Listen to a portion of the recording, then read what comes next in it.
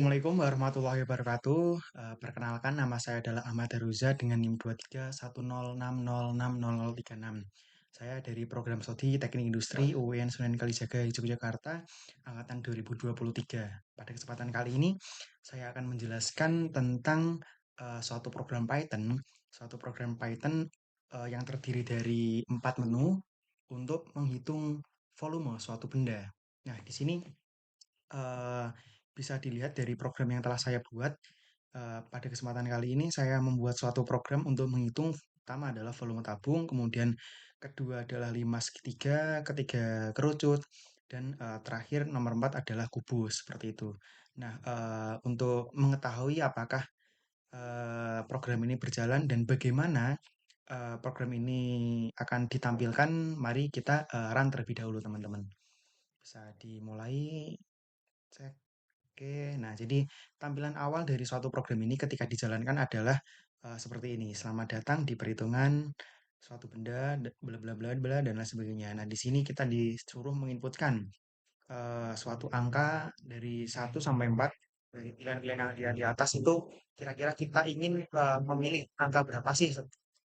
Mari kita ambil katakanlah satu misalnya. Kita mau menghitung tabung. Oke, oke. Nah, ketika kita menghitung tabung, teman-teman, maka akan terkonfirmasi kalau Anda memilih untuk menghitung volume tabung. Eh, jadi kita disuruh memasukkan untuk menghitung suatu tabung itu kan kita harus memerlukan jari-jari. Maka kita masukkan jari-jarinya, katakanlah dua, kemudian tingginya katakanlah 5 atau 4 misalnya. Nah, maka akan muncul suatu jawaban yaitu besar volume tabung adalah 50,24. Nah, nah terus setelah itu muncul pertanyaan lagi nih teman-teman. Apakah Anda ingin masuk ke menu utama lagi seperti itu? Katakanlah kita iya gitu. Maka kemudian kita menghitung limas. Oke, kita disuruh masukkan alas, katakanlah 3 misalnya. Kita eh, disuruh masukkan tinggi alas, katakanlah 4 atau 5 misalnya. Kemudian tinggi dari 5 katakanlah 7. Nah, maka akan muncul volume 5 segitiga. Nah, bagaimana? Nah, ini kan sudah muncul tanya lagi teman-teman. Apakah Anda ingin masuk ke menu utama gitu? Kalau misalkan jawabannya iya, maka akan muncul perhitungan seperti yang tadi, yang selama tadi, ya menu utama. Nah, terus kita coba teman-teman. Coba kalau misalkan kita jawab tidak ya, maka akan muncul Anda keluar aplikasi. Jadi ketika kita menjawab tidak teman-teman, maka akan keluar dari aplikasi pemrograman itu akan selesai. Nah, dari tampilan-tampilan ini pertanyaannya adalah bagaimana sih mekanisme suatu pemrograman itu bekerja gitu. Nah, jadi pada kesempatan kali ini saya menggunakan dua konsep utama. Yang pertama adalah perulangan. Yang pertama itu adalah function yang disimbolkan dengan def. Kemudian yang satunya lagi itu adalah percabangan. Percabangan yang disimbolkan oleh if, elif, dan else seperti itu. Nah, pertama yaitu def. Nah, def itu apa sih teman-teman? Nah, jadi def itu adalah suatu blok kode yang mana di dalamnya itu berisi suatu tugas dan tugas tersebut itu bisa kita gunakan untuk dipanggil kembali seperti itu. Nah, contohnya ini menu satu gitu. Kita menampilkannya seperti ini. Menu satu itu nanti akan berisi tugas. Tugas pertama adalah untuk menampilkan yang disebutkan dengan print, menampilkan string ini, Anda memilih bla bla bla dan sebagainya. Kemudian di sini adalah variabel yang disimbolkan di sini ada jari-jari, kemudian tinggi, kemudian di sini ada tugas. Tugas itu saya simbolkan menggunakan kata volume, kemudian di sini ada rumusnya seperti apa itu nanti dimasukkan. Dan ini teman-teman, eh, di sini ada bintang. Kalau bintang itu adalah perkalian. Nah, sementara bintang 2 itu adalah pangkat. Gitu, teman-teman.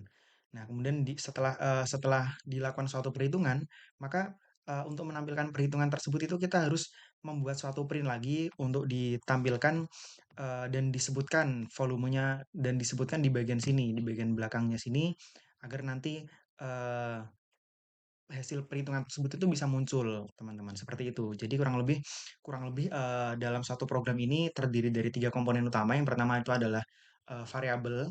variabel, contohnya jari-jari dan tinggi seperti itu. Kemudian yang kedua itu adalah volume.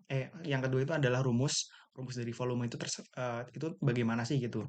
Itu tergantung dari benda apa yang ingin kita hitung seperti itu. Dan yang ketiga adalah print atau output yang bisa kita berikan kepada user untuk ditampilkan seperti itu. Contohnya adalah ini. Jadi kok tiga komponen itulah yang akhirnya menyusun beberapa menu seperti menu satu, menu dua. Ini kan ada variabel, kemudian ini ada volume, ini juga ada print.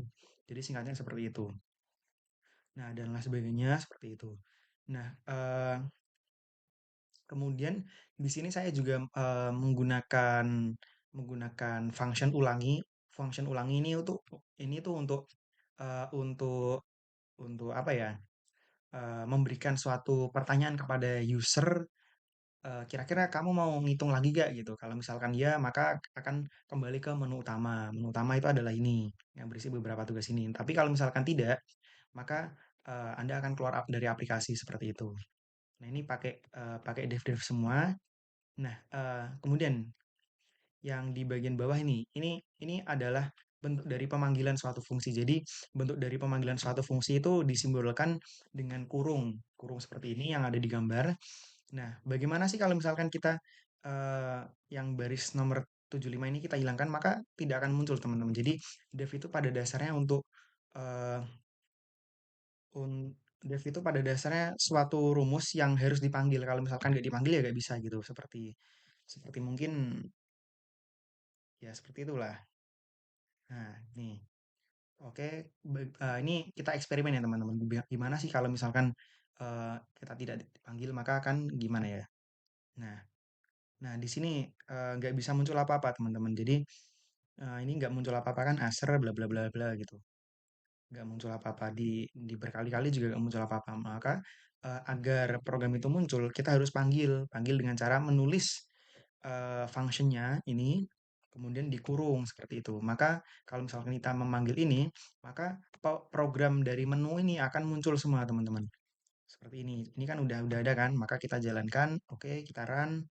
Nah, maka di sini akan muncul beberapa itu. Nah, di sini selain menggunakan function, saya juga menggunakan percabangan. Percabangan itu disimbolkan sebagai if, elif, dan else. Nah, if itu merupakan suatu suatu kondisi ketika ketika jawabannya itu tuh benar, maka akan muncul muncul tugas itu gitu. Jadi suatu keputusan yang kalau benar akan dipilih, tapi kalau misalkan salah maka akan kembali ke opsi selanjutnya ke kayak opsi selanjutnya elif ini disimbolkan itu.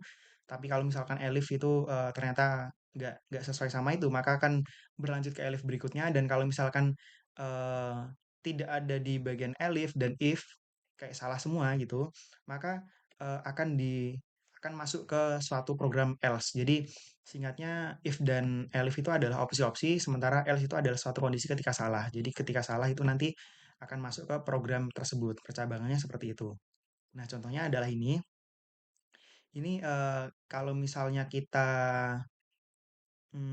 kalau misalkan, nah di sini di program sini itu kalau misalkan kita milih satu, kalau misalkan kita milih satu misalnya ya, misalkan kita milih satu, maka yang muncul itu adalah menu satu dan ulangi. Jadi kita di sini nganu kalau misalkan milih satu nanti akan muncul kayak pemanggilan pemanggilan dari function menu satu dan ulangi. Menu satu itu apa sih gitu?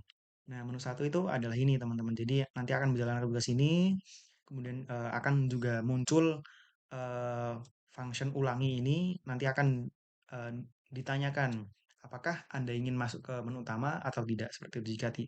Jika iya, maka akan kembali ke menu utama, tetapi jika tidak, maka eh, program akan keluar dari aplikasi seperti itu. Nah, mari kita coba kalau kalau misalkan kita menghidupkan satu gitu. Oh ya, benar, salah. Inputnya harus di sini, teman. Nah, oke. Oh ya, benar. Ini inputnya harus benar ya. Kita clear dulu. Tadi salah. Clear. Oke, sekarang kita jalankan. Nah, ini teman-teman. Kalau misalkan kita mengambil satu misalnya. Nah, maka akan muncul eh, menu menu satu. Ini menu satu itu mulai dari ini sampai ini. Menu satu, eh, menu satu itu ini mulai dari Anda memilih untuk menghitung volume tabung ini, teman-teman. Mulai dari sini sampai sini. Nah, kemudian setelah kita masukkan semuanya, nanti akan muncul bagian kayak ulangi. Coba kita masukkan dulu ya. Nah, oke. Nah, ini Anda ingin masuk ke menu utama atau tidak? Ini adalah suatu function ulangi. Seperti itu, ulangi. Nah, kemudian kalau misalnya kita ambil ya katakanlah. Nah, mari kita eksperimen kalau misalkan kita tidak tidak memilih opsi dari satu 2 3 4 itu apakah benar eh, akan programnya akan seperti apa sih? Nah, kita coba eksperimen ya, teman-teman. Coba kalau misalkan kita bilang katakanlah ada 10 10 kan nggak ada di beberapa pilihan ini kan. Ini kan pilihannya satu, kemudian 2 3 dan 4. Kalau misalkan kita ambil 10 itu kan nggak ada, maka akan muncul bagaimana sih gitu. Nah, maka di sini akan muncul tampilan. Pilihan Anda tidak tersedia masukkan angka satu 2 3 atau 4. Nah, jadi else itu berfungsi untuk menunjukkan kalau kalau misalkan opsi-opsi yang ada di atas itu tidak ada, maka akan masuk ke salah dan kalau misalkan salah, maka yang muncul programnya itu adalah pilihan Anda tidak tersedia seperti itu. Nah, jadi fungsinya seperti itu, teman-teman. Eh, jadi semacam semacam semacam semacam kayak opsi terakhir lah, else itu opsi terakhir seperti itu. Terus di bagian sini. Nah, eh, untuk di bagian variabel, variabel bisa dilihat ini. Sebagai contoh kita menjalankan variabel ini. Contohnya kita mau menghitung kerucut misalnya. Nah, untuk menghitung kerucut ini agar agar user itu nanti bisa memasukkan itu kodenya seperti ini, teman-teman. Jadi yang pertama itu kita beri nama variabelnya itu apa, kemudian nanti pakai simbol variabel yang disimbolkan sama dengan itu adalah simbol variabel. Kemudian agar variabelnya itu jelas, jelas ini kira-kira variabel, maka variabel variabel apa, maka kita harus tentukan jenis variabelnya. Ini saya memilih float. Float itu variabel yang bisa sampai koma-koma gitu. Kalau kalau ini berbeda dengan integer. Kalau integer itu kan cuma bilangan bulat. Jadi kalau misalkan koma nanti akan nggak bisa gitu. Sementara di sini saya menggunakan float agar bisa lebih fleksibel seperti itu. Nah, kemudian di sini saya juga menggunakan kode input. Kode input itu berfungsi agar user itu tuh bisa memasukkan nilai apapun sesuai dengan keinginannya seperti itu. Kemudian di sini saya juga memberikan keterangan dengan menggunakan tanda petik dua. Ini tanda petik dua ini juga bisa tanda petik satu sama aja. Ini adalah simbol dari string seperti itu untuk memperjelas tunjuk agar user itu bisa paham dengan program yang dimaksud seperti itu. Nah, mari kita coba ya, teman-teman. Ini kan saya juga membuat dua variasi. Yang pertama itu menggunakan float, yang kedua itu adalah menggunakan integer. Nah, kira-kira bedanya itu apa sih gitu? Mari kita coba, teman-teman. Nah, ini ya. Anda keluar dari aplikasi, kita run lagi. Nah, misalkan saya menggunakan integer terlebih dahulu. Nah, ketika saya ngambil 1,5 misalnya ya, maka apa yang akan terjadi? Ini kan adalah koma seperti itu. Nah, yang terjadi adalah seperti ini. Jadi, karena pemrogramannya itu menggunakan integer, maka ya inputannya itu harus integer, harus bilangan bulat, gak ada koma-koma gitu. Maka akan terjadi seperti ini. Nah, kita percobaan lagi menggunakan menu kedua yang telah kita ambil di sini. Ini kan menggunakan float, float itu bisa koma dan jadinya seperti apa? Mari kita ambil katakanlah 2 misalkan ya. Nah, seperti ini, segitiga. Berarti kita ambil 112,9 misalnya. Kemudian tinggi dari segitiga ini kita bisa random, teman-teman. Kita bisa ambil nilai apapun, katakanlah ada berapa ini. Nah, kita ambil angka random gitu ya. Maka akan muncul apa? Nah, benar-benar. Nah, ini kita random. Nah, sampai muncul gini-gini, teman-teman.